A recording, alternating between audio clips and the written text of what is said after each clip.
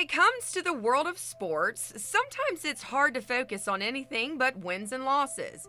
Today, we're switching things up a bit as we hit the ice to learn all about the history of the South Carolina Stingrays.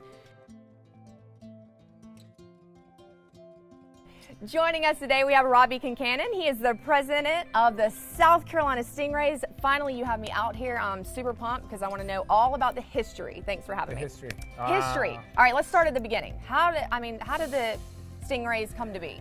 Yeah, so Stingrays started in 1993, playing here in the beautiful North Charleston Coliseum, and now we're in 2019. We're going on our 27th season here in Charleston.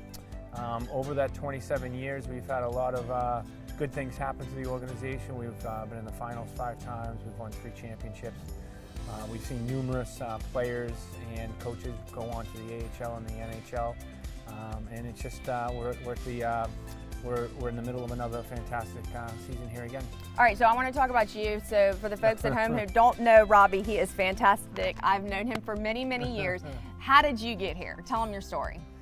My story. In 1995, I went to camp with the Toronto Maple Leafs, and I didn't make the big club, so they sent me to St. John's, Newfoundland. And at the time, the Stingrays were affiliated with the Toronto Maple Leafs. So they said, we're going to send you to Charleston, South Carolina to see how you do, and then maybe we'll call you up later on in the year. I went home to Boston, and I said, I'm not going to play. I'm not going to Charleston. My buddy talked me into it. He said, if you go there, you'll never leave. And here we are 25 years later. He was accurate. And you got a family, two twins, right? Yeah, I got 8-year-old twins, and my wife, she stuck with me too. I love it. All right, I want to also talk about, I always think sometimes, I'm like, hockey in South Carolina, it's not like we're known for hockey. We're not like Pittsburgh or anything like that. Kind of, how are you getting the fans involved and kind of building the popularity of the sport? I think during the 90s, it was new. And, everyone came here. There was a lot more fighting, and beer was cheap and things like that.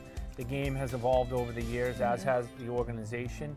And it's not necessarily about the hockey, to be honest. We've done some studies, and the ECHL has done some studies, and 7 out of 10 people who come to a hockey game, they don't even care who wins or loses. So it's like the fan experience? Yeah, it's about the experience. It's about partnering with some good nonprofits.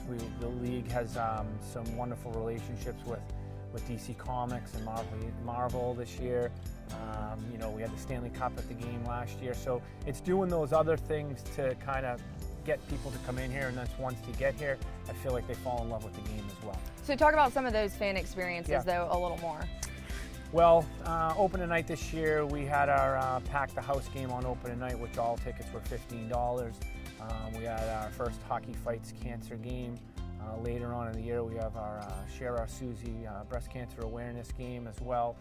Like I said earlier, DC Comics, we're going to have 2 of those games later on the year, and Paw Patrol, and there's a lot of cool promos throughout the year that I feel like we can appeal to a lot of different people in the Charleston area. All right, I want to know this. How's this season looking? Season's looking great. We got a new coach, Steve Bergen. He was our assistant coach for 3 years. Ryan Blair is our new assistant coach. They're doing a terrific job. We're off to a great start. We got a loaded team, but as the year goes on, I'm sure there'll be some injuries and call-ups. And the guys are doing a terrific job off the ice, and on the ice and off the ice, the staff's doing a terrific job too. Our director of marketing, Laura Hawk, has done a terrific job with the promo calendar this year. We have an excellent sales staff, and I like the way the team's going this year. All right, I want to know this though, as far as is it common for players to be called up? Yeah. I mean, you probably take great pride in that, Yeah, don't we you? we do. I mean, it's pretty common. There are guys on the Washington Capitals who won a Stanley Cup a couple years ago who actually played in Charleston. I feel like that's one of the things we pride ourselves on. We have coaches who play in the who coach in the NHL now, like Jared Bednar. 2 of our former coaches are coaching in the AHL, and that's what it's about. It's about seeing the guys play here, do a good job, and then ultimately helping them move up through the ranks. That way they get closer to the NHL, they make a couple more bucks, and it helps us with recruiting in the summertime as well. And plus they get to meet you, hang out with old Robbie here. All right, so before we head out, tickets and things like that. Yeah, I mean, you can go to stingrayshockey.com. We're very active on Instagram, Facebook, and all those social media platforms, or they can call the office at 744-224-866. All righty. A pleasure seeing you. And again, for more information, you can go to stingrayshockey.com. More Living Locals coming your way. Stay tuned. We'll be right back.